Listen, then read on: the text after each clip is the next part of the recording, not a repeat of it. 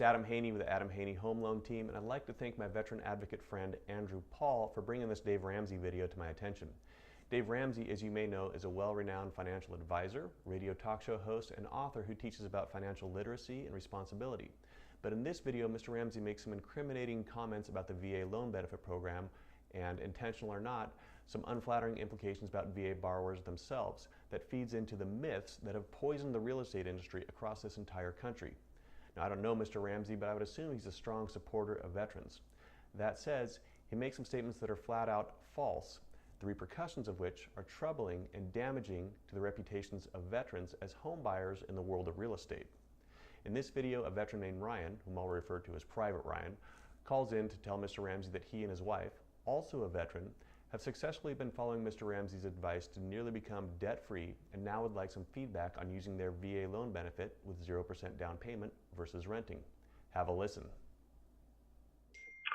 It is renting versus buying when we're going to Jacksonville. I kind of looked at the numbers, and what the numbers say is, you know, if we get a VA loan, we're able to start saving for retirement and get our 3 to 6 month emergency fund established in September of 2017, whereas if we rent, looking at the rent rates, we're not able to save for the 20% down if we do a baby step 3B and buy a house until about September of 2019.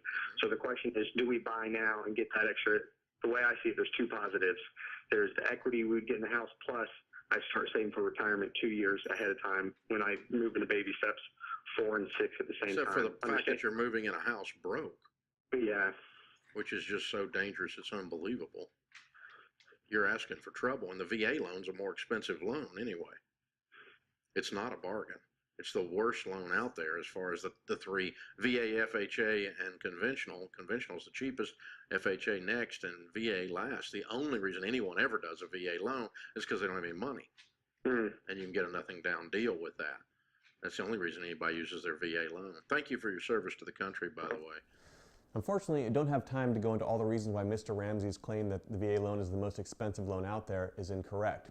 However, I'll give Mr. Ramsey the benefit of the doubt and assume he was referring to the VA funding fee, which is paid in lieu of mortgage insurance as is required by FHA and conventional loans with less than 20% down.